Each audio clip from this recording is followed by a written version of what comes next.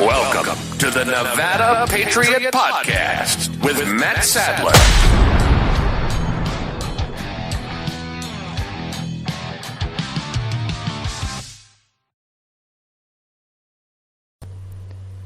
We're back with another episode of the Nevada Patriot Podcast with Matt Sadler. Remember, you can listen to all episodes of our show online at Rumble, YouTube, and our website, thenevadapatriot.com. You can also catch the show on Tuesdays and Saturdays, 6 p.m., KPFF 97.7 FM, local here in Pahrump, where the First Amendment lives. So you can catch all our content, interviews, all the way back to September of last year.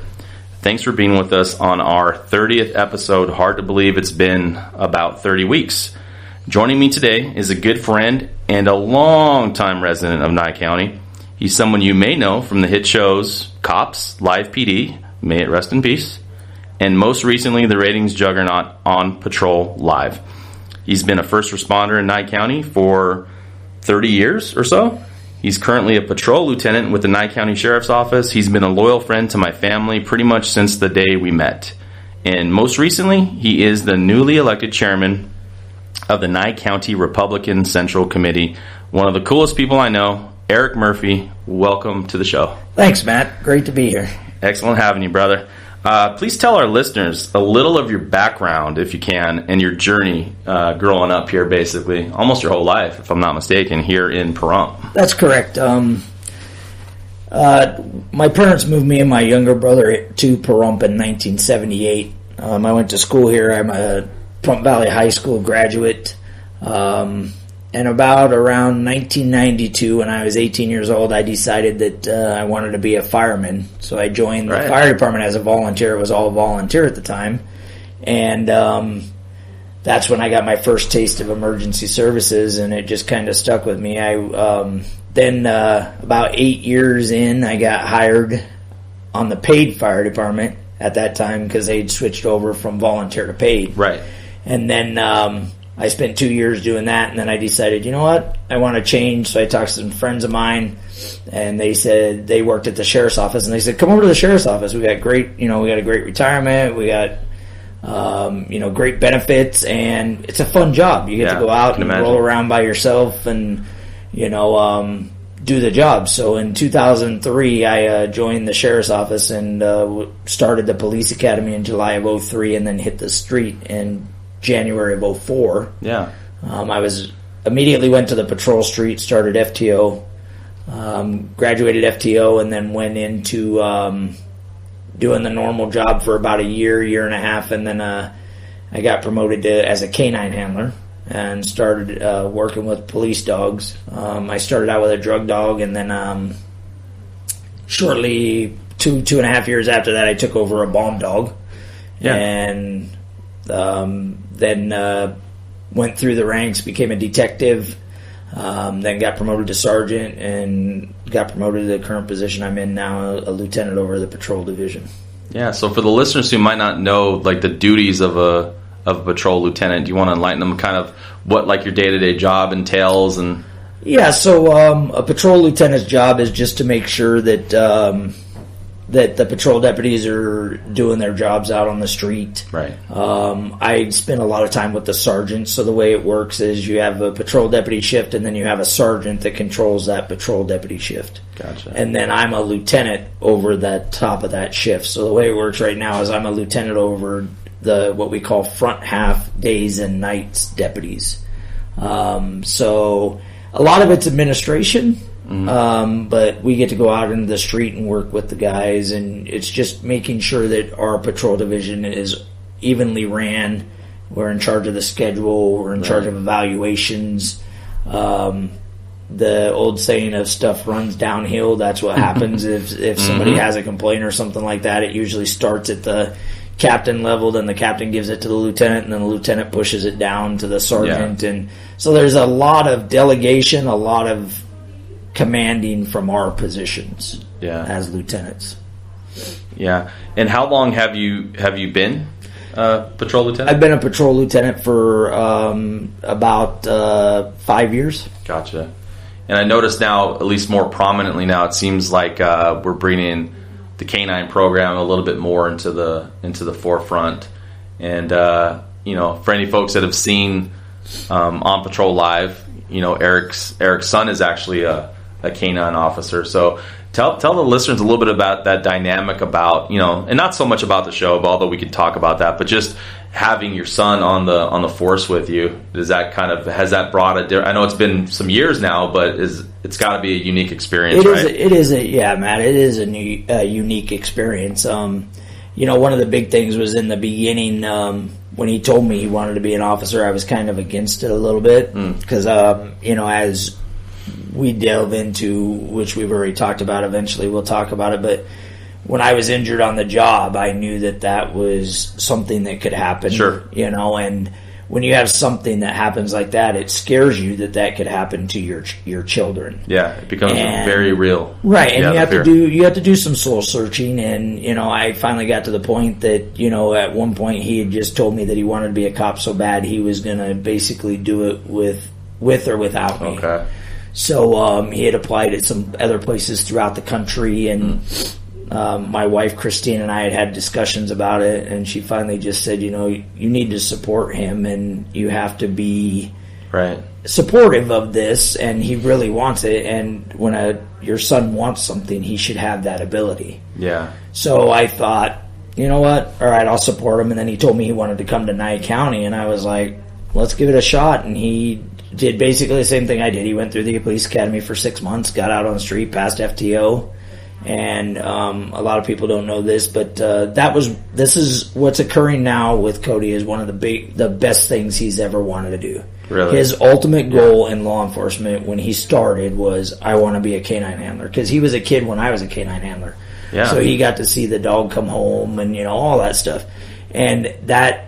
To this day, he tells me that is his greatest accomplishment. He wanted nothing more than, number one, to be a cop, and number two, to be a police handler. And he is now, and he's very good at it. Yeah.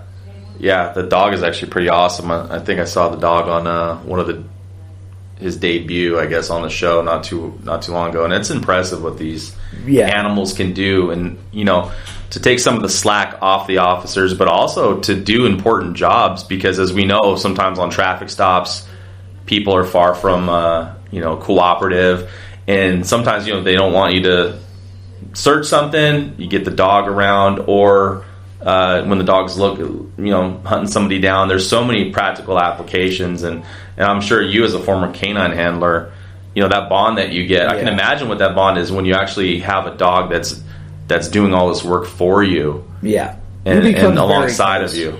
And there's a lot of stories that go around, and I even had it a couple times where I might not even have made it home if it hadn't been for my partner. Yeah. And like you said, when you're working 10, 12-hour shifts, even on graveyard, and it's just you and that animal in the car, you become very close. Yeah. That is your partner. And, then you take them home, you feed them, you take care of them, and there's nobody in this entire world that could say you don't bond. Right. And you do. Yes, we all know as canine handlers, we're taught from the beginning that they're a tool. Mm-hmm. But that leaves you at some point, and they become your partner. Yeah. And they're not just a tool. And sometimes you make decisions on, should I deploy my dog or not deploy my dog? And the first thing that pops in your head is, what is going to be the ramifications of that? Can my dog get injured? Yeah. And, I don't think there's any canine handler that could tell you, now or previous canine handler that could say that they don't become attached. You do. Yeah, it's impossible not to. It's impossible, correct. Yeah. And then for the folks that might not know, when you have that bond and when you have that obligation and you have that dog becomes a part of your job, you don't just drop that dog off at a kennel. Correct. Or they're not staying at a station somewhere. They're actually doing life with you. Yeah, they come home and they be with your family. Yeah, they're a member of the family. Yeah, exactly. And that's why I think, dogs, as a person of faith, certain animals I think are kind of put on this earth to be a complement to human beings. And, dogs, horses would be another one probably. That it just, cats also, although I'm not a huge cat person to a second degree, but I believe those three sets of animals, for instance, were kind of put here to be, complementarian to to our lives, and what a cool fit to have it actually in law enforcement, to do not only to bond with you, but to perform such a vital service to the public and to the sake of justice, really, because you see it happen all the time. Certain things probably convictions wouldn't be made, bad people wouldn't be taken off the street if it wasn't for the work of some of these animals. No, I agree with you 100%. And they're a valuable tool for not just our agency, but any agency. I mean, they, like you said, they're valuable. And, I used to always tell people, you could see it, and I think you're that way too, is, there used to be that saying of, people don't deserve dogs. And they don't. I've seen it, the entire time I was a canine handler. Yeah. Dogs are so, partnered with you that they will, no matter what you do to them, they'll always love you. Yeah, they will. And like I said, I've had people always say that saying where it's like, we're not good enough to deserve dogs. And that's true, because no matter what you do to them, they'll always be there for you. Yeah. And that's why I think they're such a valuable tool is, they, in a moment's notice, they can go from sniffing a car to saving your life. Right. And that's what they're trained to do, and they're great at it. Yeah. Yeah. And also just for the protection aspect of it, I'm sure, because a lot of our deputies, I think probably the majority of you out on patrol, it's not like some departments and agencies across the country where you're partnered up. Oftentimes it's you on patrolling dark areas of town, dark roads. Correct. Getting into situations that are, and to have that extra backup with you. That's a huge thing. And without a moment that dog will do what it needs to do. Yeah. And like you said, it's, 2-3 o'clock in the morning in Nye County where we're so far stretched out. The sprawl. Yeah. You do become attached, and you do know that, they train very hard. We've always trained very hard with our dogs to where if you got to pop that door and that dog's got to come out and protect you, they do it. Yeah. And, like you said, it's like having another guy in the car. Yeah. And they're a valuable tool, and I've always been dedicated to that program. I love that program, and I think it's very important for the sheriff's office. It's a good testimony for unconditional love, right? And I've mentioned this before, I think, on a different show, that, how can you exert unconditional love when someone's not meeting the conditions? What better example of that is an animal? We don't exercise that very well in our own relationships. My own patience with my own wife, right. It's like almost like, well, you don't meet the conditions. You're not worthy of me. And when a dog, like you said, you could ignore the crud out of them. You could neglect them, and they'll still look at you the same way they would if you were just playing around with them for the last 3 hours playing fetch. They're amazing animals. So as we kind of go along in the talk here. Let's kind of shift gears a bit. I want to talk to some of the perils of the job, and I can't think of somebody. And I've known lots of law enforcement personnel. I've had family in law enforcement back in Las Vegas, known people in different cities that have been law enforcement. But you have a unique angle and a unique perspective and experience on the dangers of the job. So I know a lot of locals out here probably know about the situations that you've been involved in. So, if you want to take us back to September of 2008, which was a day, obviously, that you're going to remember that time in your life, where you head to head with almost the worst stuff that can happen to you on a personal level, personally in law enforcement. So, do you want to kind of get into that with us? Yeah. So it was September 19th of 2008. We were just, in the beginning, it was just a normal night of patrol. I was field training a new guy. And the new guy had come down with some kind of stomach virus, and, he was just really sick. So I said, like any other supervisor, I'm like, I'm his training officer. You're not really any good to me at work. Right. If you can't, hold your food down, or you're not any good to me. Yeah. So, at the time, he was in a thing, what we call final phase. The FTO, so I was basically riding in a patrol car with him, just in civilian clothes, so it makes people talk to the officer, not to the field trainer. That's true. So he wasn't feeling good, so I told him, you need to go home. So I went to my sergeant, and I said, hey, Sarge, he needs to go home, he's not feeling good. And he said, okay. He said, well, you go home and put your uniform on and get your dog, and go ahead and start working the street, because it was earlier in the shift. And I said, okay, fine. So I went home, I got my dog and put my uniform on and started basically working patrol now because he was gone home. Yeah. We had not very many calls, we were recently, my partner Ian and I had dealt with a lady that was intoxicated that wouldn't stay in her daughter's car. So we go deal with her, we get her back in the car, and we basically tell the daughter, we can't be doing this all night. If she's going to get out of the car in the middle of the road, at some point she may have to go to jail and just sleep it off. Yeah. And she says, okay, well, whatever. So we're back at the station. We get clear of that. We go back to the station, and we're talking to a couple of our other partners and laughing and joking about it, just having just a BS session that cops do, And then all of a sudden, dispatch calls us on the radio and says she's now up the road a ways, out of the car again. So me and Ian respond, well, we take another deputy with us because we couldn't do a transport with an intoxicated person because we were both canine at the time. So we get over there, we're dealing with it, and all of a sudden, dispatch comes over and says, I need somebody to clear for a report of shots fired in the area of Lakeside. Right. So, and for people that don't know, we have that happen all the time here. Because we're very stretched out, we're very densely populated. It's a big sprawl. People think they can just go out and shoot guns off, and sometimes it ain't even shooting guns off, they're lighting fireworks and stuff like that. So it happens with the sheriff's office, it happens quite a bit. So me and the other deputy were dealing with the intoxicated lady, so Ian says he'll take that. So he starts responding, then another call comes in and says it's in the RV park and there's somebody is seeing a flash from a gun. Oh, wow. So it's definitely verified at that point. Right. So it kind of peaks up a little bit. And so now the sergeant and, Ian are responding. And Ian arrives first, and he just comes on the radio and says he needs the sergeant to step it up. He's taking active fire. Wow. So that changes everything. So all of us, everybody that's at least available, starts heading that way. So if I remember correctly, I was like the fourth unit to arrive. So Ian was there first by himself, then a sergeant shows up, then a detective shows up, and they've gone in the front of the entrance, the main entrance of the trailer park. Well, as I'm arriving, they then tell me to come around the back on the north side where the hill is and come up that way, so we're not, if he starts shooting at us, we're not actively shooting at each other. True. So I go there and I get out of my truck and I get up to the top of the hill and I start hiking down, and I can see flashlights. So I get on the radio and I ask them if that's them.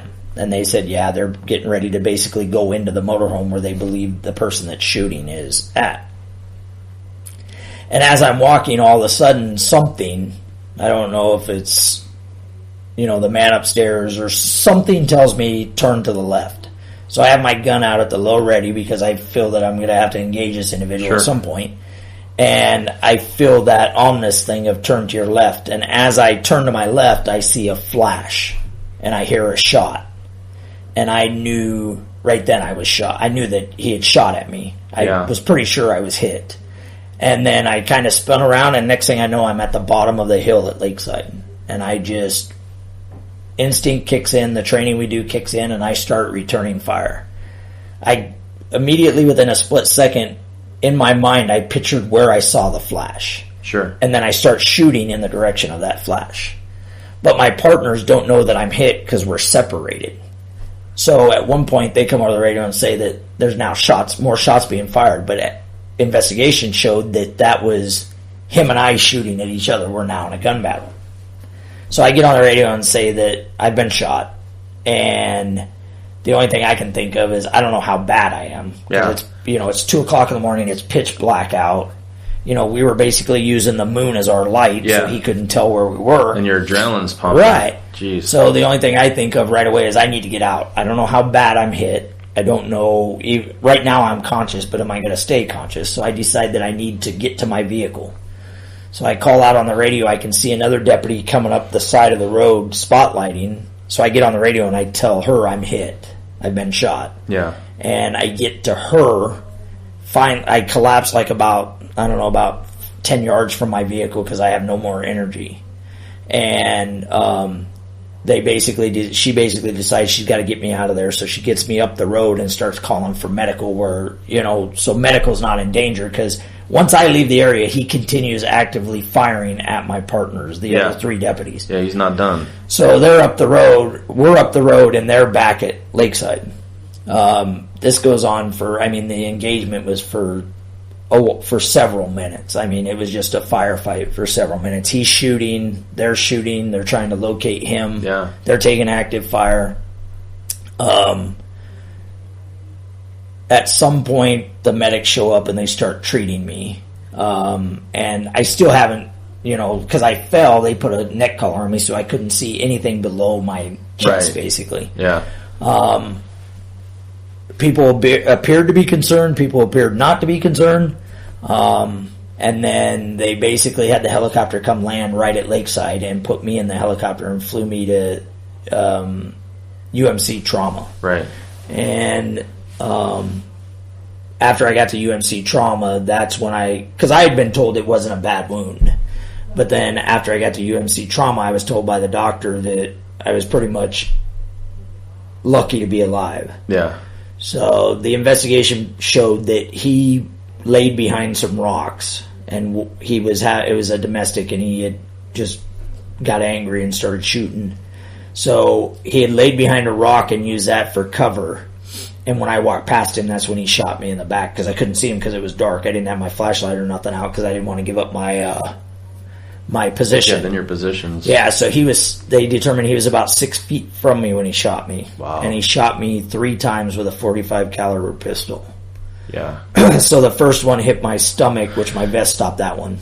The second one went in my left rib cage, went all the way through me and exited out my back. And the third one, actually, it appears when I was starting to fall down the hill, he shot me a third time. And that went in the exit wound of the second one and went all the way up my back and was stuck in my right shoulder. Wow. So who knows really how many rounds he fired at you? Yeah, we have He was no able idea. to hit you 3. Yeah, because like I tell people, I'm sure he fired a lot more. It's like adrenaline is crazy things, and like I said, the only reason I didn't know how many times I was shot is because as soon as I saw that first flash, my body toned everything out. It was dead silence. I couldn't hear anything. Adrenaline's a crazy thing. Your body starts doing crazy things. So I couldn't hear. I had no idea. I didn't hear the second or third shot. It's got to be difficult. I've heard from people that have been shot in a vest. Sometimes the impact and the force and the pain and all that stuff, it can kind of feel like you did get shot. Yeah. So you almost don't know the severity of it then until... Right. I didn't. And was it a good thing, you think, that the people are telling you that, hey, it's not that serious? Because so then your mindset changes, right? You're not doom and gloom. You're not thinking the worst. So maybe that keeps your spirits I think you're 100% right. high. I think it changes things. Yeah. Like my partner that drugged me out, she said it was a flesh wound. And it obviously wasn't. Yeah. But she knew my medical experience and knew my experience that maybe if I tell him that his whole back is blown apart, because she said she took off my vest, and as she was taking my vest off, chunks of my skin are... an exit wound on a .45 caliber gun. Wow. Her thought was maybe if I do like you said, maybe if I tell him it's just a flesh wound, then he won't wig out. And like you said, if you start wigging out, your blood pressure starts going and everything starts crashing. So when they put me in the helicopter, I was like 120 over 80. Yeah. And it was all... And I truly think to this day it was all because of that. It was... she kept me calm and, this and that. And like you said, the excitement can be a bad thing at sometimes, the adrenaline and that, And your mindset from switching from being positive thinking to negative thinking, it affects you physiologically. Right, because anybody knows being shot is not good. Oh. And I had a thought at one point, like maybe it's like the movie shows, like the movie Lethal Weapon where he takes a round to the vest and it just hurts, it hurts. And But, people have asked me over the years, did it hurt? And I said the one thing I'll never forget is the heat. It felt like somebody had taken a metal wrought iron and just inserted it through my back. Not pain, just hot sears. Heat. Yeah, and that's the one thing I'll never forget is it was like just massive heat in my back. Yeah. And I knew right off the bat because, even the early recordings of the dispatch tapes and dispatch tapes and things showed that, I just said my back. He shot me in the back. I knew he shot me in the back. Right. But the heat was so tremendous, I don't think I'll ever forget that. So when you look back on the circumstance and that whatever that voice in your head about turning left, I guess you could replay like what would happen if you didn't, or if your body's positioned a different way. I bet your mind can kind of race and be like, oh, well, it could have been. I truly think, and like even you said, worse. We'll never know because I turned. But I truly think that if I hadn't, he probably would have missed the entire vest and shot me in the back of the head. Yeah, because of the angle and all that. So, and maybe that's exactly where he's aiming. Yeah, or trying to. Yeah. So, as far as that person was obviously arrested. Yes. Yes. Is that person still in the penal system to this point, or he's out now? So after that, I mean, he served about 10 years. I think it was 12 years, and then he's been released. And as far as I know, he's not local anymore. But I haven't had any contact with him. Yeah, I suppose that'd be always feeling like a loose end. Just I guess it's probably a bizarre feeling to know that the person that was trying to end your life and the lives of people that you know and love and work alongside. It's got to be a weird. And it was a lot of trauma for everybody because, that's one thing with the sheriff's office is you start out like that and you develop, like you and I have talked about, you develop a family. Mm-hmm. You're working 12-hour shifts 3-4 days a week. You spend more time with your coworkers than you do your family. Yeah, you're doing life with them. And then when you're off, you grill together. I've watched some of my partner's kids from little to growing up. They've watched my kids grow up. You develop that bond. Yeah. And, here they are. They're stuck out there, and they still have to do their job. Mm-hmm. And the helicopter's flying over the top of them taking me, and...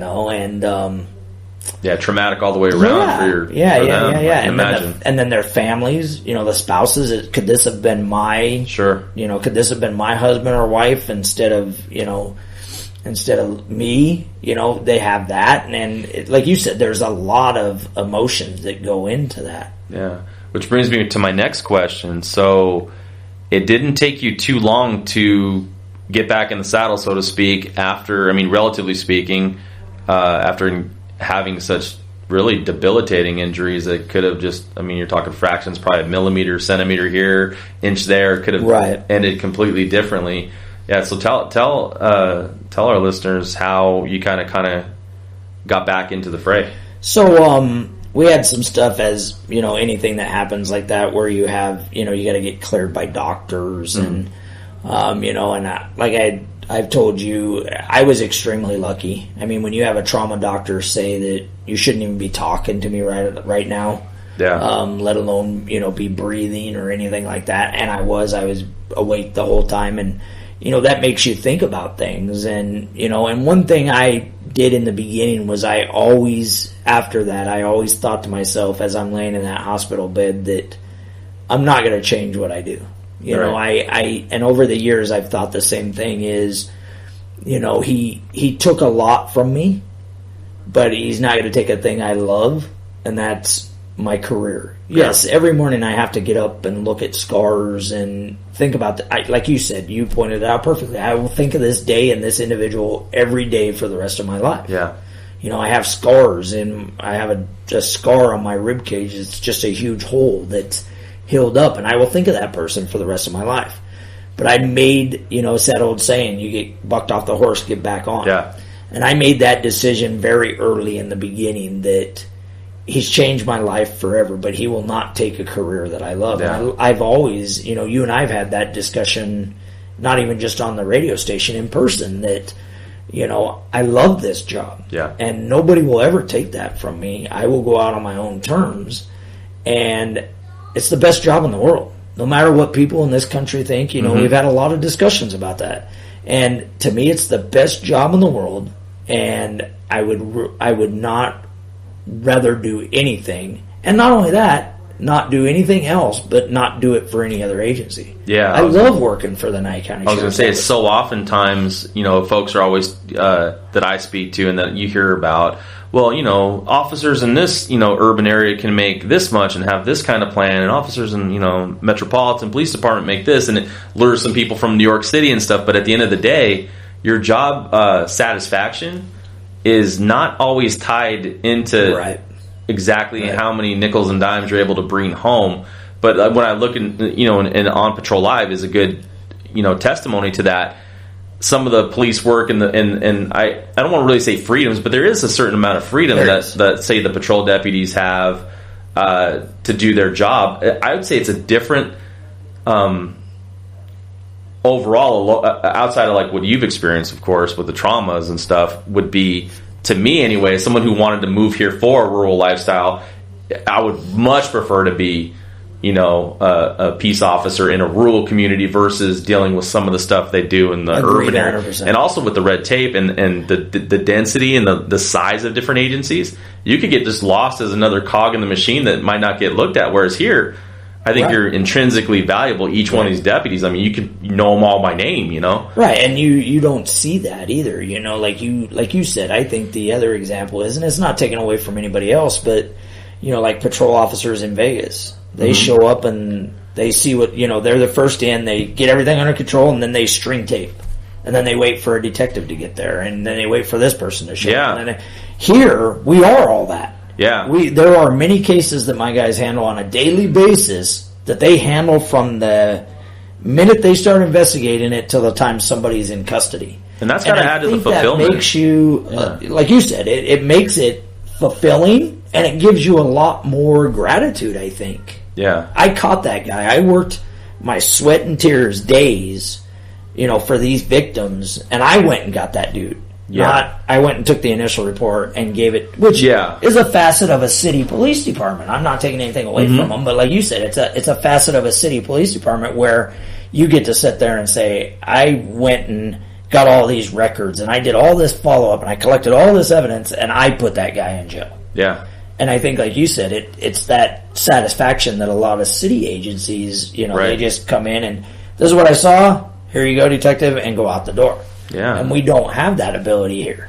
And at the end of the day, too, I guess everything's kind of relative, and I know, you've spoken to me kind of offline a little bit about, having enough years in the agency that if you wanted to, you could theoretically retire with, within a certain amount of time and all that stuff. And at the end of the day, I think that's a pretty good package that we offer with the ability to move up in the ranks, kind of like you did, right? So you start at a deputy, and then you're moving up canine handling, and then you detective, sergeant, lieutenant, all that stuff. I think there's probably,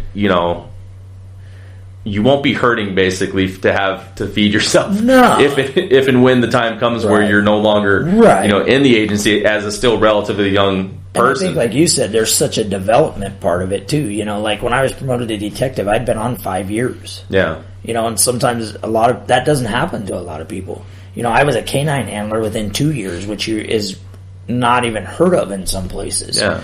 And I think, like you said, that ability to just take that step up and up and up is another tool that's very valuable in a rural agency. Yeah. And I think, honestly, if there was huge amounts of transparency about really the benefits of being a deputy out here, I think the demand for people across the state, even Vegas, to want to relocate out here to do the job out here versus even doing it in other agencies. And I think the call volume's there, too. When I first started, it wasn't like, a big process. You went to college, you did this, you did that, and now we have the rural part, but you're almost, you're getting the call volume that the big cities get. Yeah. And like I said, I think that's another important part of it, that it gets you rounded. Yeah. You have guys that I know in the past that have gone to different agencies, and they're doing their interviews on their interview boards for another agency, and they're telling the board people, I've seen this, I've seen that, I've seen this in just my 5-year career or something like that, as an example. And the board people have sat there and just looked at them in awe, like, I've been a cop for 25 years and never done anything like what you've done in 5 years. Yeah. And it's just that, that wide spectrum of what we have to deal with as a sheriff's. Kind of a double-edged sword, because, you can become trained to the point where all of a sudden, whether it's Dallas PD or NY, PD or Metro wants these people that have these, if you can get 10 years of police experience and like 2 or 3 years being like in our community where you guys have to wear so many hats, you become a vital tool to recruit. So I understand there's a there's always that, dynamic of retaining good officers. But I mean, I guess, if more people thought like me, to me it'd be a no-brainer. I would take a massive pay cut in another community. I did it when I moved my business over. Right. We don't do the volume, and we're not as large of an agency as we were in Vegas, but at the same time, I don't have the same overhead or staffing issues I did, or other logistics that you get in a big city, and it's a trade-off, and for me, it's a no-brainer. And over the years, I've even had friends come to me that, like you pointed out earlier, that live in Vegas, and they're like, dude, why don't you go to work for, Metro and make all this money? And I'm like, I'm good. Because at the end of the day, money is a tool for quality of life, and if you have your quality of life, and you don't need more than you have. Many, like my wife and I talk about, there's so many facets. I got, like you brought up earlier, I got almost 20 years. Yeah. Do I want to reinvent the wheel to go work somewhere else? Yeah. It's like you got a standard here. You know what it takes, and you become a very well-rounded officer. And even like you pointed out, sometimes there's good and bad, but there are people like me that are built to be a rural police officer. Yeah. And there are people that are built to be a city police officer. That's true. And, same with firefighting, same with all these other types of and I think responders. You just find your niche, and it's your niche. Because it's a need that has to be filled by good people. And there's got to be a certain level of satisfaction with being able to kind of serve the same community that you've, really the only community you've probably known since you were a toddler when you moved here, that you're able to, to learn a lot of people in your community, their names, to know business owners. There's a value to that. There's a value to you as a peace officer, but also a value to people in the community that you guys are accessible, that you guys are, Right, and it's like you said, it's our ball of wax. It's our home. Right. And I think, like you said, if you have people that this is their community, then it's, like you said, I've been here. I moved from Iowa when I was 4 years old. Yeah. So Iowa, nothing against it, but it's a blip. I don't remember much about it at all. Yeah. This has been my home since I was 4 years old. Yeah. And like you said, I may not have been born here, but I'm what people like to say. I'm a Parumpian. I went to school here. Absolutely. I started school here. I graduated from here in 93. I mean, every meaningful human contact you've made since being alive has been and there's in this community. There's people that get out of their cars. Hey, Eric, how are you? And that's a huge benefit in itself. Yeah. And people ask me too, like, wasn't that awkward that someone that you might, because in my field of work and in yours too, you have a certain, for a duration, you're the authority figure.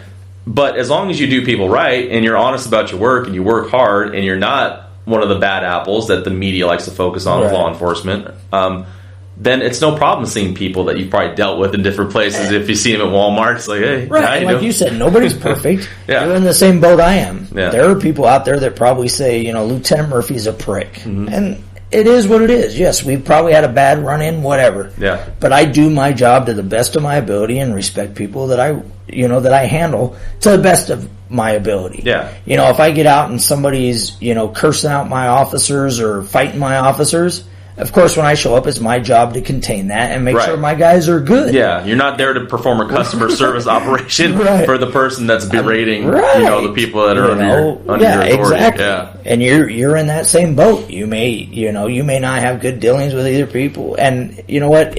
Back several years ago, it kind of bothered me. Sure, but I think fundamentally, most people want to be liked, and that's a healthy human attitude. But at the end of the day, too, if you have a job to do, and it involves doing something that is the right thing to do, if someone doesn't like it or if they get rubbed the wrong way, or even like you said, we're not perfect. We might not treat everybody the absolute 100 because we're not robots. But at the same time, we're all human. You meet people when they're oftentimes at their worst in a volatile situation. Right. And like we talked about it off air, like almost like as a referee, sometimes you're not patted on the back for doing the best things, but everybody wants to point fingers and single stuff out if something's not done perfectly, kind of like a referee, right? Like, oh, you blew that, you blew this. But at the end of the day, I mean, that's why I think that the shows that have been on, that you've been a part of, whether it's Cops or now On Patrol Live, that it's healthy. And I think the more the community sees authentically what the job entails, I mean, they're forced to reckon with the fact that, well, these officers are way better than they are bad. Right. And sadly, our culture and our media at large, I think they want to spin a different narrative oftentimes to only focus on when the ball gets dropped or when something's not done perfectly. It's like that old saying that people used to always say, and they still say it to this day, is, you know, like when I was a fireman, everybody's happy to see a fireman. Yeah. But everybody knows when a cop shows up that it's just a bad day. Mm-hmm. And now, like you said, the left media has now inflamed that so bad that, you know, every day's a bad day that you see a police officer. And that's not true. Right. You know, we're just out there trying to... I mean, it used to be this saying that, you know what, that officer woke up to kill that person that morning. And... that's not even close to being true. Right. I don't wake up... I mean, you know, like you said in the beginning, you and I are pretty much family. Mm-hmm. And I think you could even attest to how much you know me, that I don't wake up every morning thinking I'm going to kill somebody. No. I just want to I want to do that old saying, if I want to go do my job, and I want to come home in the same manner I went to work. Right. You know, I want to come back and with all my pieces attached and be with my family. And the last thing I think any officer does is wake up to... you know what, I'm going to end somebody's life today. Right. None of us think of that. Right. And now, like you said earlier, I'm not saying that some are bad and some are, you know, but the general population of police officers are good cops that are out there just trying to get home to their family. I agree. And support their family. I agree. And, you know, sometimes people will say, well, that person doesn't really want to serve. They just want an exciting job, or they just want this and that. And I think it's okay to actually have a job where you do have that purpose, where you are doing good, because that's your motivation. But it's okay if you have a job that, because, I mean, like you said, like even to a much lesser extent, my job is different from day to day. Every day of your job is going to be a completely different day. So there's some inherent excitement to that, because you're never really going to be bored, because you never know what situation you're going to walk into. And I wanted to touch on something before we go to break, and you know, because like we were talking about, you have a unique experience in law enforcement. So not only undergoing a traumatic experience for yourself, but you mentioned, you know, one of your partners, and who's a well-known name in our community, Ian Deutsch.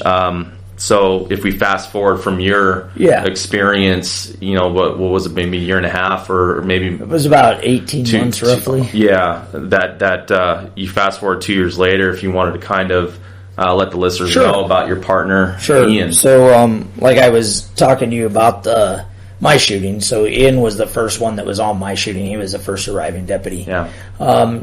Shortly after that, I don't know what the time frame was, but shortly after that, he was a member of the Army National Guard, and he was deployed to Afghanistan. Right. And he went over there for a year like they normally do, and he came back. And they give this low of where, you know, you can have some time to... the military guys can have some time to get their bearings straight before they got to go back to work. It's like a federal thing, and... you know, they want so they can get their family straight after they come back, and just kind of slowly go into things. It's a big transition. Right, like you've been over there for a year, you don't need to jump right back in a cop car and let's go to work. Yeah. You know, it's a slow transition, and with the requirements we have from the Nevada Post, which is the police officer standards and training, you have requirements when you're gone for so long that you have to come back and do before you can even go out to the street. So basically what it was April 26th, 2010. He had come back. It was his second day on the job, and he was riding with a field trainer, because that's one of the requirements we have too. Is you go out and ride a couple of days with somebody to make sure that you're back in the groove, because you just went to a foreign country, and you know, in a combat situation, right? Combat situation, getting fired at, getting thrown bombs at you, and all this stuff. So they want to make sure that, you know, liability wise, you're ready to go. So he was with a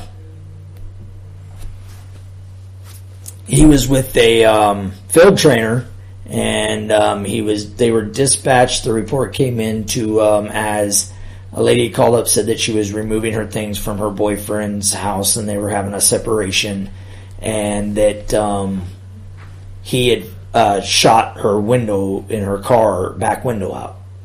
And then some little bits and pieces started coming in that they were separating, and he showed up while she was there, and she went to leave, and as she was driving down the road, he fired 4 rounds through the back windshield of her car. So Ian and his field trainer were the primary deputies dispatched, and dispatch was trying to get them to come uptown where we could have more officers, because he'd already fired weapons and this, and he'd already shot a gun, and so that's very aggressive. We want to try and be safe. And at some point, she ends up at Lakeside, which here we are again. 18 months later, we're at Lakeside. That's absolutely crazy. And there's Ian pulls in, and there's a backup unit pulls in behind the suspect vehicle. And as they're pulling in, Ian steps out of the vehicle to make contact, and as he gets out of the vehicle, this individual steps out of the car and is pointing a AK-47 style rifle at Ian. Right. And he's basically got it on his hip, and he just starts pulling the trigger. Yeah. And basically fires 11 rounds in a matter of seconds. Yeah. And several of those rounds go through the vehicle and strike Ian. And I was at the office at that time. I just spoke to him that morning, and we were going to hook up for lunch, Right. Brothers coming back together. And so as soon as you hear shots fired, everybody starts rolling. So I get there, and he's down on the ground. He's conscious, but he's badly injured. So they put him on the helicopter like they did with me and flew him to UMC trauma. And several hours later, he just unfortunately couldn't fight anymore and was pronounced deceased from his injuries. Yeah. He was 27 years old, had a wife and 2 kids at the time. Yeah. And it was a terrible, terrible ordeal, as you could imagine, but it was tenfold way beyond belief for me, especially what had just happened 18 months prior to that. The odds of another horrible event happening to you, because I'll admit it happened to you. That's your partner, that's your friend, that's your best friend, arguably, right? According to how we were talking before, right? And this happens to him at that place. It's got to be a lot to take. And for listeners out there, people that might be hearing this, if you ever wonder why sometimes officers at traffic stops or at potentially dangerous situations, they're not a concierge at a 5-star hotel, there's a reason they have to be on guard, because a lot of folks, and you hear this too sometimes, well, why did they have to shoot him? You could have shot him in the leg, or some ridiculous things that people will say, because like you said, in a matter of seconds, and maybe even less than a second, I've seen an AK-47, if it's on a fully automatic style rifle, can fire off an immense amount of rounds super fast, probably, right? So there's a reason why you have to be on edge, and you have to be on guard when you come out of a vehicle. And I'm not saying that would have helped him, because it just seems like this person was dead set on murdering an officer at that time, and there was little to nothing they can do that could have been done. To even give you an idea, like you said, the fastness of this, people that listen to your station and stuff that, believe in the Second Amendment, how fast this thing happens is he never even got his gun out. Right. He took rounds that fast to where he couldn't even defend himself. Right.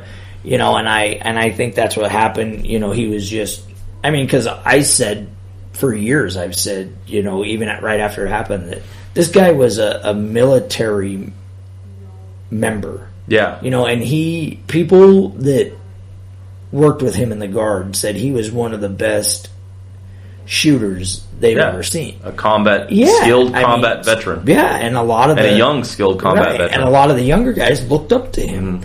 And he was known for that.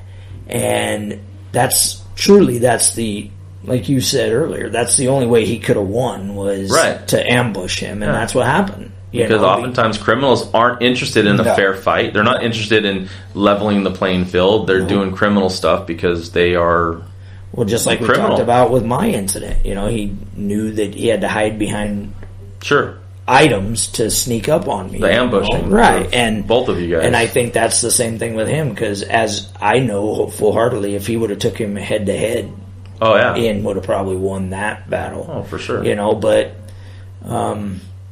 Yeah, it was a pretty devastating time for me. It was pretty devastating for me. Yeah. So how did those? I guess the combination maybe of those two, horrible incidents. Like we'll always talk about things in our life that are horrible can end up producing, unexpected but beneficial things in the future. Has this affected you in ways, and maybe that you can reach out to other officers and kind of impart some practical wisdom? Yeah, it's been good. I had a real close friend we're still friends, but for several years I taught at his police academy in Vegas. And I was one of the speakers that would come in, and we would do like an officer survival night. And I would share my radio traffic. I would share, INS patrol video, right, and let them know that sometimes you can do everything by the book. Yeah. And you still get injured, and it's not to say that we did or didn't, but you can do everything right. Yeah. And at least everything completely reasonable. Right. And like you and I've talked with the power of the Lord too, is you can do everything right and step perfectly, and it's still your time. Yeah. And it took me a long time to figure that out, because you have a lot of that survivor guilt, Yeah. Why him and not me? And why did I make it through mine and he didn't? Because Sure. you have those things where, like, he's the first guy on my shooting and he's taking active fire. And then he goes to Afghanistan, and I have emails from him. We were attacked this day, and, this and that, and not a scratch.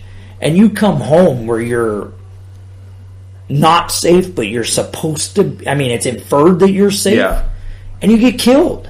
I mean, it took me a long time and a lot of soul searching to deal with that. And it's, it's one of those things, like you said, it's a daily basis. Mm-hmm. You have to deal with it daily. And there's days where, I'm just cruising around or, by myself, and I think of Ian. Yeah. Like I told you off air, there's some mornings I wake up and I see the scars and I think of everything again. It's that vivid. It's that traumatic, where it feels like, like I said, it was 2008 and it feels like it was yesterday. Yeah. I can still smell the gunpowder and I can still feel the heat. And, I can still think of Ian, how it affected his family, and, but there's been good things that have come out of this. Like I told you off air with the teaching. Yeah. I had a real close friend of mine that now runs a big blue organization, that he's a retired Metro cop, and he had to leave the job early for medical stuff. And, he's created this blue event, and he does a lot of things. He's hardcore with the blue family. And, he supports police officers, and he did he came out right after Ian's incident and wrote a short story about me and Ian that was published on Police One, and it's still there. And, those are the good things, to let people know that, especially in law enforcement, that it happens, but we're a family and we're still here to help each other. And, one thing I learned is you gotta not think that what you're going to tell people is not helpful. Like you and I've talked about it even in the past. You have to, your wife is a venting stone, and sometimes your wife can be one of the most important things in your life. Mm-hmm. And my wife Chris has been that. When there was a point where I thought, like that old saying, just throw some dirt on it and get back in the game. I thought that. And you can't mess with that. Your mind is an unbelievable tool. And several years after Ian's death, I was in a bad way.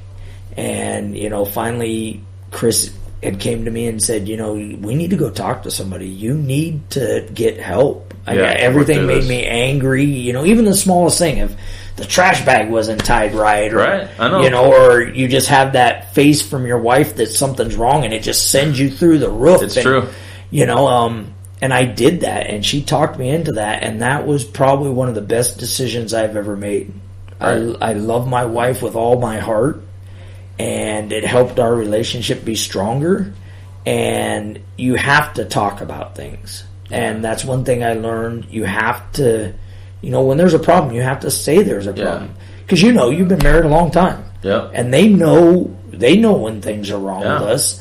And if you just turn it off, I think if I would have dealt with it correctly in the beginning, like you and I talked about in the beginning of the interview with, I was so infatuated with getting back on that horse because he changed my life and he did all these things. And it's bad enough I got to get up every morning and look at scars and think of him, but he's not going to change my career. And if I would have just stepped back for a second and said, look, I need to care about this mental part of it.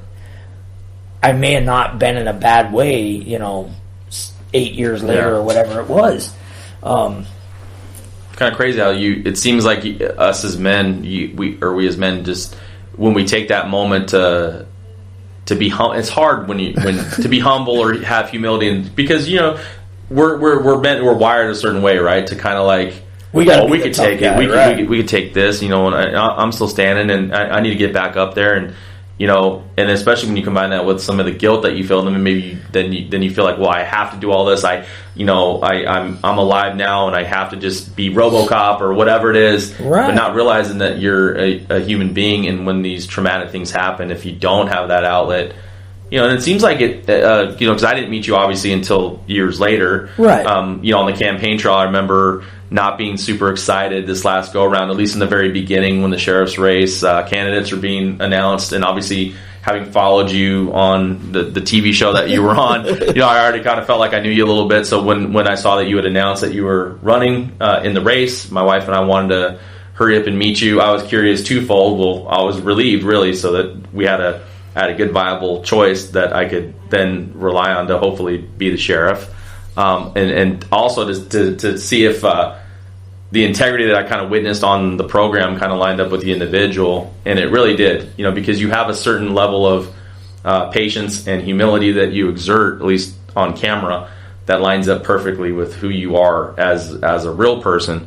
So I find that to be a great thing, and I have hope that there's more, and I think so, because I deal with the agency a lot in my line of work, and I see that in some of the people that I deal with, and I think honestly maybe some agencies in some parts of the country don't have that, and it gives me great hope because we moved our family here, right? And that's just another feather in the cap as to why we don't ever want to leave here, right. And I just want to thank you that you've helped to make this community a better place, and although sometimes we don't know, like we ran for office and things didn't quite turn out the way that each of us probably wanted in the past. But at the end of the day, we were talking about it off air that things kind of might happen or pitfalls happen in the political realm to kind of set up other opportunities. And before, we're going to actually skip commercial break this time. We're just going to keep talking to the end. So sorry, advertisers or community acknowledgement people. You're not going to get acknowledged today. So, we got some important stuff going on here. Yeah, right? Because I don't want to waste it on any other space, and it would have been one of my Bell Bonds commercials anyway. Probably you guys know who I am. You look me up, but so this journey so far, I guess, in the political realm, I wanted to touch on this before we hung up because there's a new position that you were recently elected to, and congratulations for winning that election for Nye County Republican Central Committee Chairman, which is a very big deal. Nye County is a bellwether for almost how the state can go. We're very close to Clark County, so we're not Las Vegas, thankfully, but we're also that conduit, that kind of like connector, almost the barometer with the rest of the state. So if we have our county party in Nye County running well on the GOP side, then it can kind of almost be a conduit or an indicator about a healthy environment in the state. So. If you want to just kind of guide our listeners to the kind of like what kind of put it on your heart to run for the office, and how is it how are you acclimating now that you're in? Well, we've talked a lot about it. It was kind of surprising to me, to be honest with you, Matt. It was I had some people come up to me. Well, I'll backtrack a little bit. Mm-hmm. So as you said on air, I ran for sheriff. That was my second time running for sheriff. Right. I basically, out of everybody that ran, I placed third in the primary, which only the top two go. So that at the time was Sheriff Worley and now current Sheriff McGill. Right. And I I was really dedicated to it. As you said, you and I we ran together. We helped each other out, and a little bit different as we talked in the past. You didn't have to run the entire county with your race, but I did. Right. So I got to meet a lot of people throughout the county, and as you said, being the chairman, you represent all of Nye County. Yes. It's not just like the Pahrump Central Committee. It's the Nye County Republican Central Committee. So you represent everybody in Nye County, and like you said, not so much with population, but just our mass of property. Our land gives us that chunk of what we need. So I started out in the beginning when I was running for sheriff. I started going to Republican meetings and starting to kind of get my feet wet. I wasn't entirely sure that I wanted to be in the political realm. You know how that is. Right. And we get dragged into it sometimes. So I started going to meetings, and I started talking to people, and I developed a relationship with you guys, and then I started developing I had a family relationship with you guys, but I started developing a relationship with some of the Republican, some of the bigger Nye County Republican members. Right. And then it had come about that, Bill Carnes, that was at that time was the chairman, was starting to get a busy schedule, and that they wanted somebody, they wanted to try and get somebody that their schedule was going to be a little bit free, but that they thought would lead the committee in a very good direction and give them a breath of fresh air. Which at the time, I really had no idea that I was even going to put my name in the running. I had not even really thought about that. And then I had a couple of friends that are on the committee, involved with the committee, that came to me and said, look, I think it's a great idea that what you did with the sheriff's campaign, the hard work and shaking hands and talking to people, that you're the guy for the Central Committee, and we'd really like you to do it. And I said, I need to think about it a little bit. And I thought about it a little bit, and then they kind of kept with me. So then finally I'm like, you and I had the discussion about that too, several weeks ago, about, is this the right move for, for Eric Murphy? Do I want to, because, whether it's a sheriff's race or a commissioner's race or a assembly race or a state senate race, even as the Republican chairman, you're putting your feet into the political you are landscape, and I'd never really been that much crazy into it. I'd been a Republican for a long time, but not like digging into it.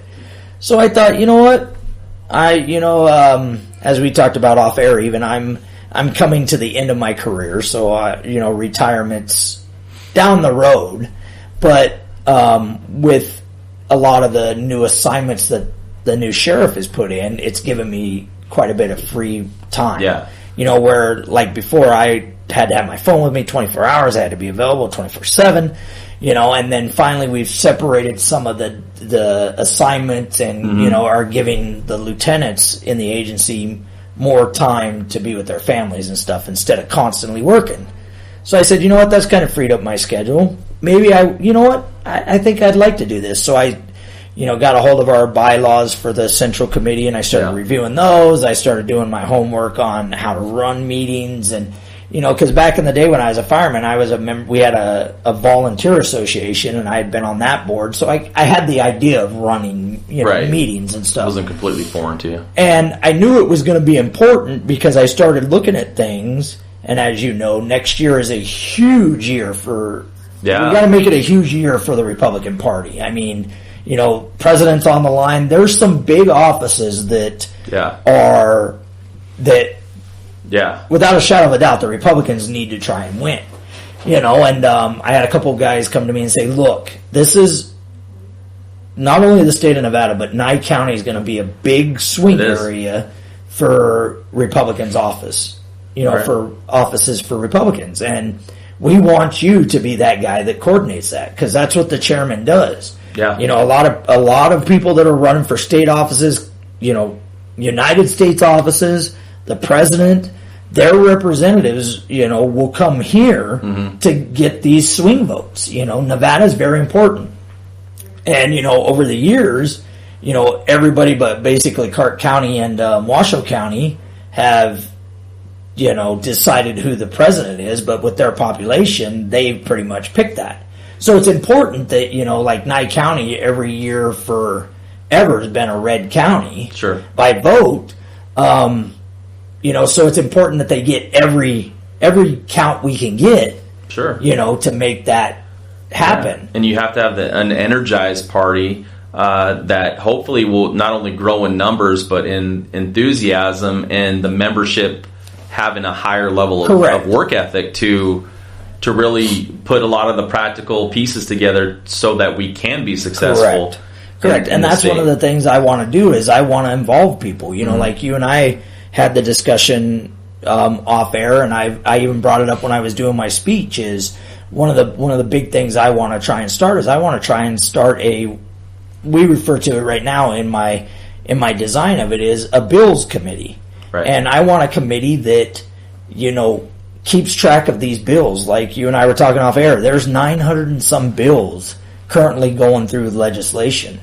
And they're discussing, as you and I talked, they're discussing them every day. And you've read some of them, and you said some of them are even a minimum of 90 pages. Yeah. And that's 900 and some bills that, and what's important and the big thing is I don't want to be one of those where we look at every 900 bill. Mm-hmm. I want people to sift through those as a committee and say, okay, these ones are the ones that are pertinent.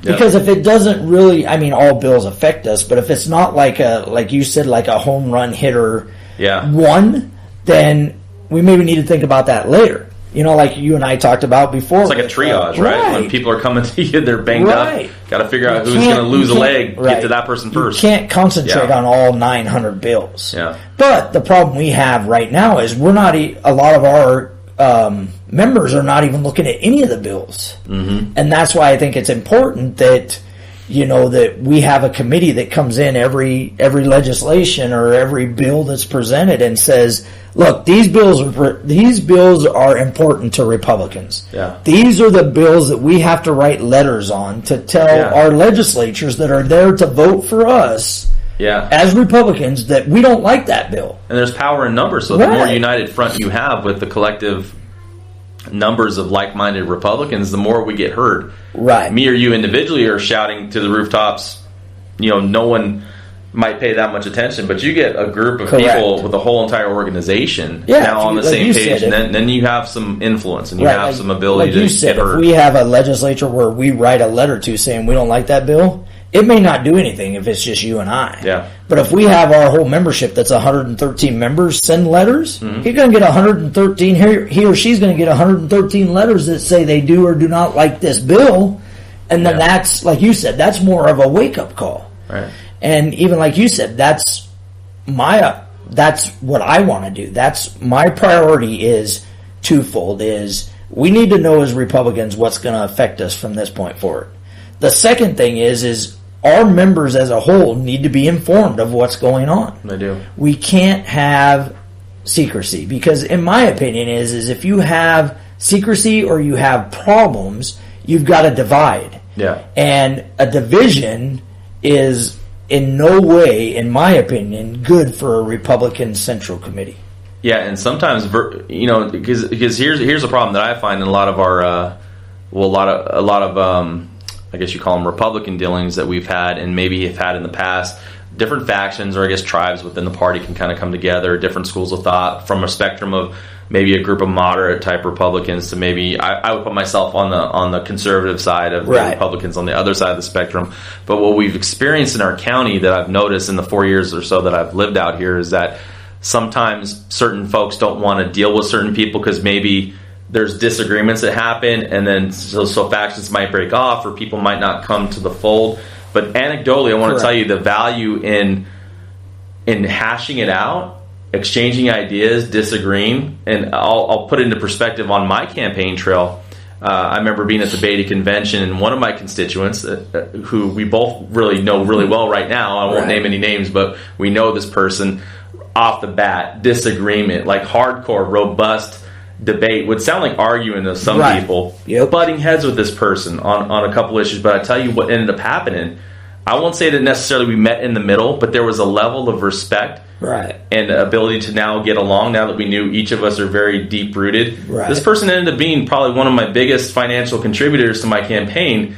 And our relationship started with robust argumentation. Right. So what I'm saying is if we open up this party to have a bigger umbrella and not be afraid to hash out ideas, because I think these ideas need to be put out there, even challenged at the meetings, and that's how we refine everything, and that's how we can kind of unite. But I don't want to see us breaking up into many little groups, that because there's so much more influence and effectiveness we do as a bigger body. And when I look at the numbers, because you mentioned 113, because I think that's about what our membership is. It is. Well, to put it in perspective, there's a lot of room for growth. I think we can bring more bodies to our meeting. But even in the Clark County Republican Committee, I think they have somewhere only along the lines of like 600 and some odd, voting members or people eligible to vote. And that sounds like it's a lot more than us, but if you put into perspective how big Clark County is, Clark County is like I forgot however many million, and you're talking about us, and we're in the tens of thousands. Yep. That's a testimony to where we have the ability to bring people to the fold and really exert influence in the state. Because proportionally, we're doing our part now, but we can even do better. Right, and I think that's one thing that I want to concentrate on is, like we've had this discussion, and I think a lot of the committee, our central committee, has had this discussion too, is how do you have that many members, but you only get like 30 or 40 that show up? Yeah, when it's not a meeting where there's an election or some kind of guest speaker that's famous or something. And like you and I talked about, there's records of, just about every business meeting we've had. There's been 30, maybe 40 people.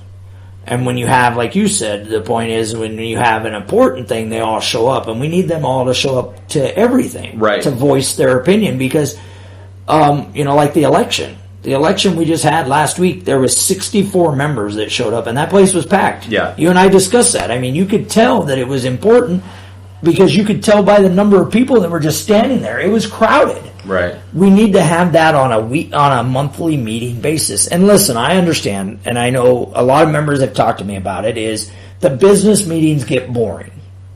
I agree with that. But it's something we have to do. Mm-hmm.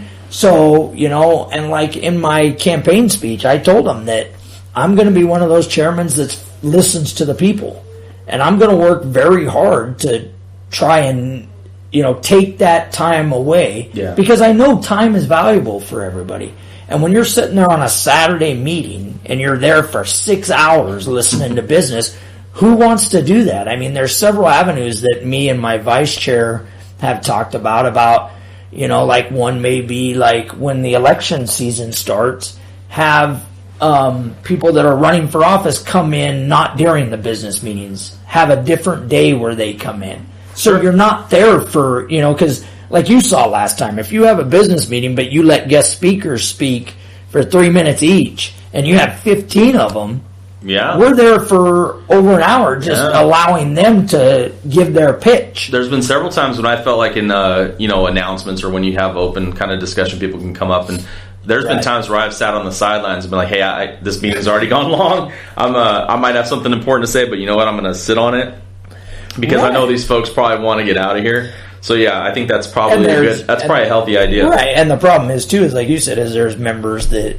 they don't care how long they've been there. They're going to get up and say their 3 minutes spiel. For sure. And, and they're right. But I agree with a lot of the members that we probably could find ways to shorten that where we're not, yes, it's once a month, but it's a Saturday and it's everybody's Saturday. That's true. And if you remember like when they had the endorsement meeting where they were going to do, when we were running for office and they were going to endorse people. That meeting went so long that people got up and left. I remember. And some people lost valuable votes of endorsements from the Republican Central Committee because people got tired of waiting to vote. Yeah. And those can be important because they get to use our moniker, they get to use our Republican our Republican name, endorsed the Central Committee. You get to say I'm endorsed by the NCRCC. And these people have left because we took too long to get there. Yeah. that was not everybody has that fortitude to stick it through. And you could see even people had concern about that with this election we just had for the entire Central Committee board. Right. Because last month when we had nominations, you had people get up there and say, we want to do the election right at the beginning. Yeah, let's get as soon as we can. Get the speeches up front and the voting going is the first order of business. And you were there, and if you remember, that's what we did. Yeah. I mean, it was just like as soon as we had the credentials report where it was valid, we went into an election. Yeah. And we were, like you said, we were doing speeches and we were rolling. Yeah, that meeting was kind of unique because still, even though we got to go into the business pretty quick, you still saw a third of the people did kind of drop off at the end. But then again, those days are kind of polarizing because some people have their the people that they're backing. And no one likes to have hurt feelings, and sometimes the candidate doesn't win, or the candidate themselves are disappointed. And but at the end of the day, a healthy competition, I think, does breed excellence.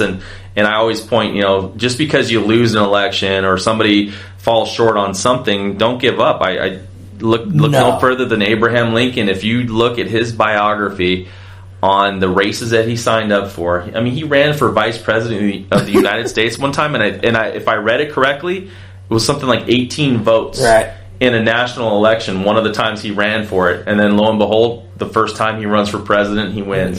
So that's a testimony to perseverance and optimism. And at the end of the day, too, just like how I'm sure you feel with the party and with the state of Nevada, you want to move the ball in advance to make it a better place. There's no sense in just having influence and power for the sake of having influence and power if it's not going to be making a difference. And I think it's like you and I talked about too off air was. And we've discussed this quite a bit, especially since the elections happened, is you can have disagreements. Mm-hmm. You can have constructive conversations.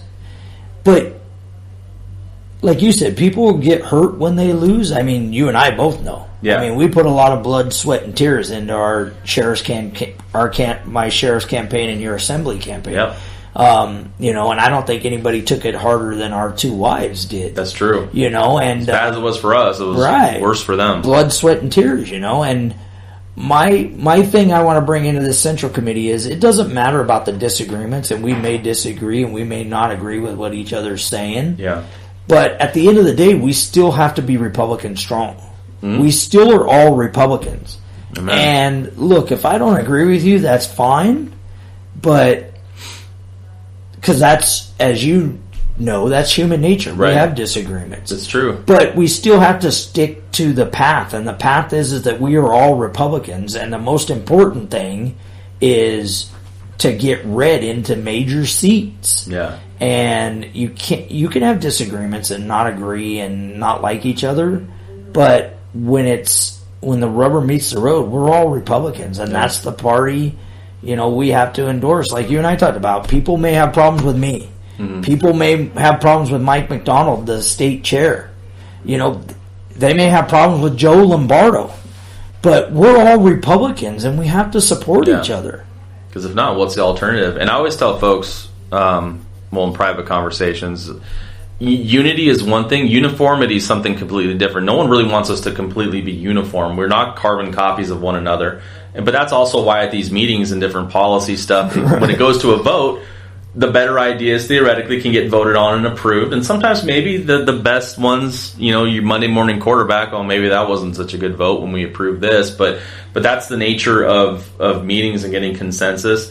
And I think all those opinions and perspectives that people can give in a meeting can kind of steer us in the right direction. I mean, by virtue of how it's set up, sure, your board, the board up there does have a certain amount of abilities that they have, but ultimately certain policies can only be dictated by votes from the body. Right. And we just have to keep that into perspective. Yep. And the more people that tune out and don't get involved, you're kind of withholding your gifts, talents, and abilities from the body by staying on the sidelines. So that's why I encourage folks, even when I don't agree with them politically on most things, I never know what kind of conversation I have, and I look back and I'm thinking, that was a great point by that person. Now, I'm never going to say that about AOC or Joe Biden or people like that, but people inside my own party, whether they're more moderate Republicans, we can still learn from each other. Right. And I think just, I think the direction of the local party is the future is looking bright. So if any of you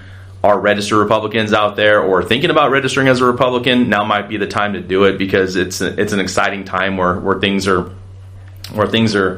we need your help, we need your support, and we need your input in the party. So think about attending our meetings. They are once a month. You can always find updates, I think, even on my site, the NevadaPatriot.com, and different areas, or on Facebook. Follow it, Nye County Republicans, and also I think it's called Nye County.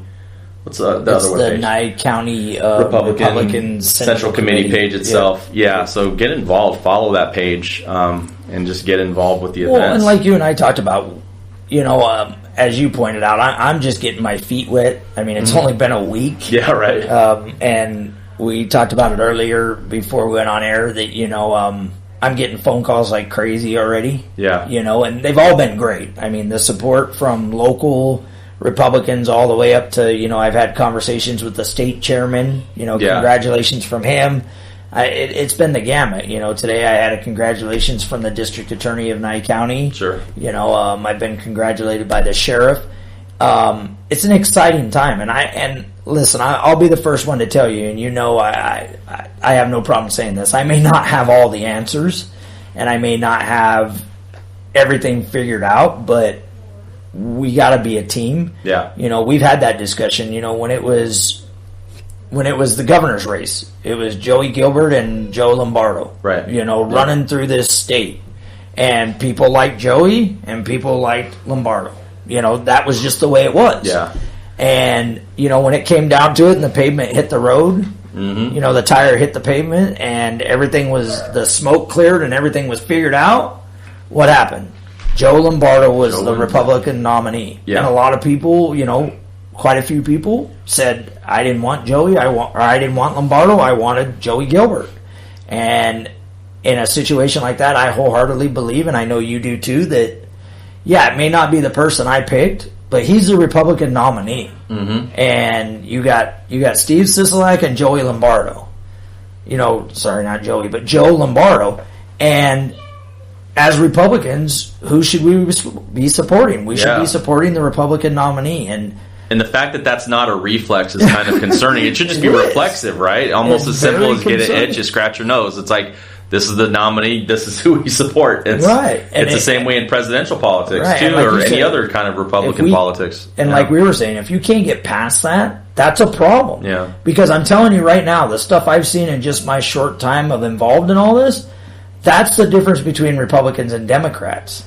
Democrats can do that. They can unite on a lot of stuff. I may not like Biden, but he's our Democratic nominee for president, and I'm going to do everything I can to support him. Yeah. And we have to be the same way.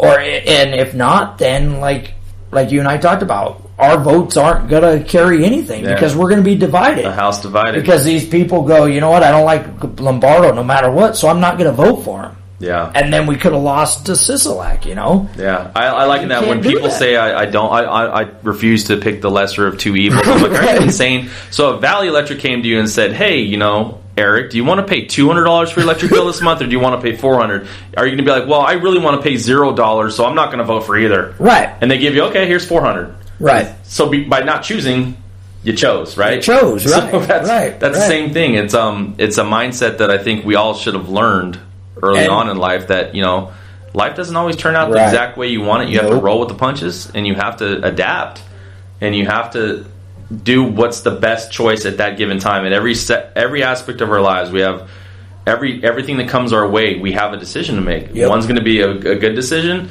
One's going to be a bad decision, and we just make those decisions. But we can't just put our head in the sand, and otherwise we get what we get, right? Yep. And like you and I've talked, we are both very true to the fact that we are both God-loving men. Yeah. And we both talked about it earlier. We both took our races really hard. The loss was very hard for us and our wives. But we talked about earlier, maybe there's something else. We always talk about God has a plan. And maybe this is his plan. Like you and I discussed that. Maybe the plan was not for you to be an assemblyman and run this awesome podcast that you're doing, And maybe the idea for me was not to be sheriff of Nye County. It was to run the Republican Party in Nye County. Yeah. And I think that's what it's come to, and that's why, like we discussed earlier, that's why I'm so excited about it. At first, I was like, you know what, this would be a cool thing to do. But now I've gotten to the point in just the last 2 weeks, getting ready for the election and running, we ran, because the way they did it was you got nominated last month and then you had a month to make phone calls and talk to people. And as the days went on from nomination day to election day, I built up more and more excitement. Yeah. Like I had even told my wife, Chris, that night before the election, I couldn't sleep. I can imagine. And then I got up and was getting dressed to go to the Central Committee for the election, and I had knots in my stomach. And the crazy thing was I never had knots like that when I was running for sheriff. I know. I was never nervous like that. Yeah. And I think it's, like you said, I think it's an exciting time. And the thing that I really value from this right now is a lot of the members that I've talked to are excited. They all use the same word. Like the first thing I talked to your wife, Sharon, what did she tell me? I'm so excited about where this committee can go. There's other members that have come up to me the day of the election after I won and said, I am so excited to see where this party can go. Mm-hmm. And I think it's great. You know the chairman or the vice chair, Bob Barlick's on a personal level. Sure.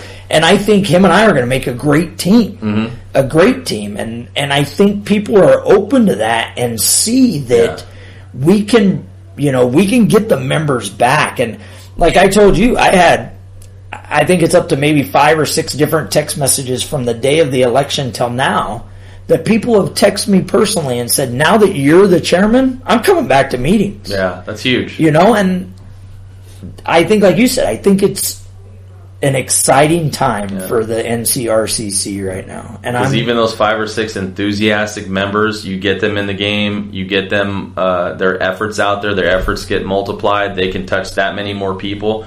And it's like all of a sudden you're growing a root, and it's growing into this tree and it's branching off, and that's how movements and that's how stuff gets better. And I think what gets lost is people think they can do it without the people.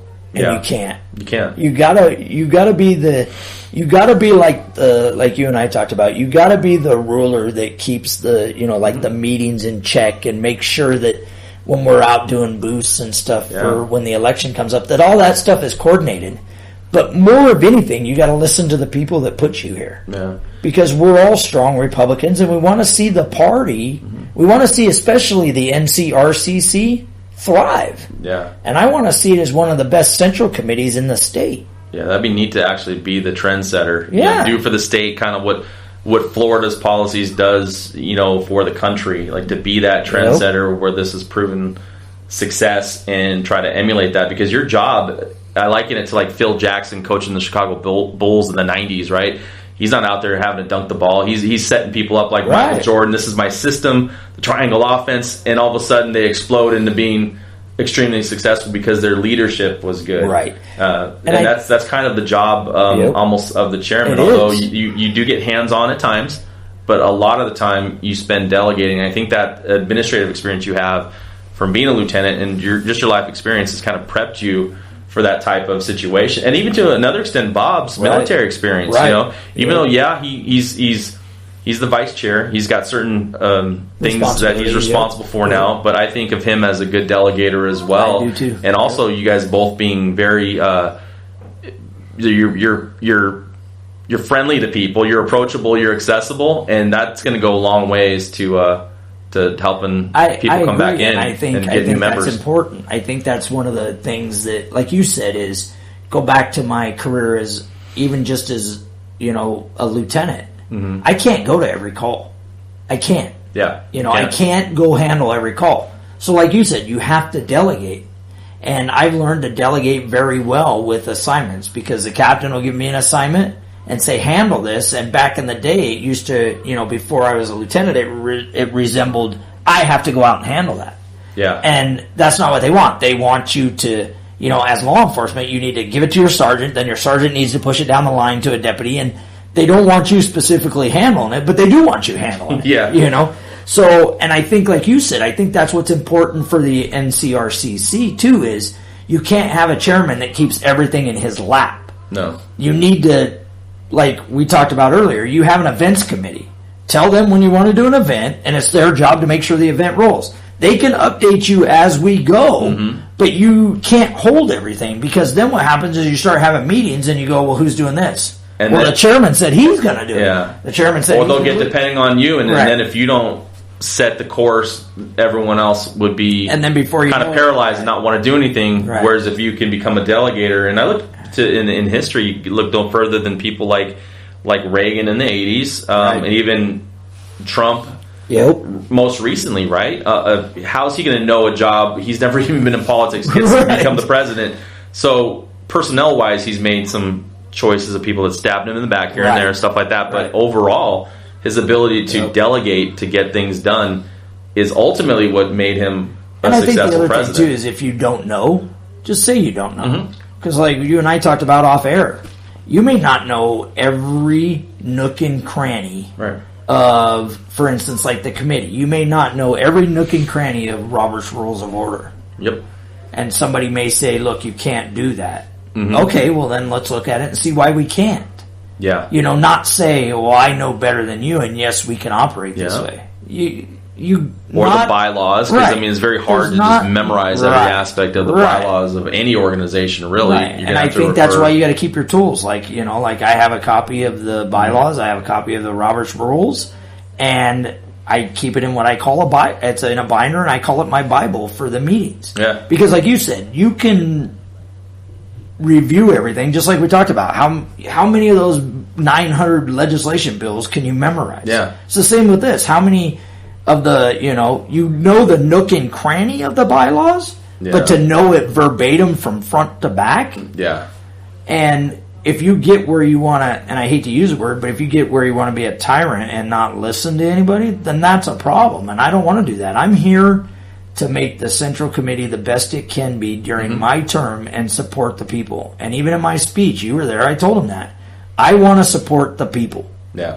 As Republicans. And I know it's a long shot, but I want to make us the best Central Committee in the state. I want people to build off of what we do. And I think it's possible. It's within arm's reach. Like I said, I want to be the trendsetter committee that all. How many counties do we have? 17 total in the state of Nevada, counting Washoe and Clark County. Let's try to set the field straight. But I guess before we go too long here, we have to put a wrap on it. But it's been great. It's been awesome. It's been great talking to you, Eric. Thanks for taking the time to do this. So this might actually air in 2 separate episodes, but there's a chance if you're listening to this on 97.7.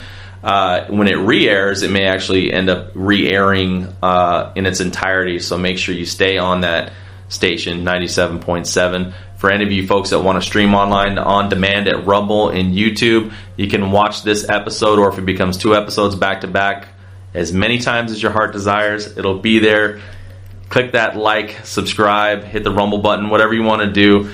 Get involved. Your input's always appreciated. I do respond to folks, so and if you have questions about this show, or you have any questions for Eric, you can always reach out through the contact form on our website, thenevadapatriot.com. You can always call or text me. Not many of you are doing it, but the number again, 775-382-2516, 775-382-2516. Well, thank you again for coming on the show and taking all this time out of your afternoon. I appreciate you, brother. And on behalf of Lieutenant Eric Murphy and the Nevada Patriot Podcast, this is Matt Sadler, wishing you good day and God bless you. You've just spent some of the best minutes of your life hanging out with Matt Sadler at the Nevada Patriot Podcast. Thank you for listening. Tell a friend and join us next time. After you catch your breath, check out the NevadaPatriot.com for more content, advertising opportunities, and to give listener feedback. That website again is the NevadaPatriot.com. Until next time, Patriots, stay American.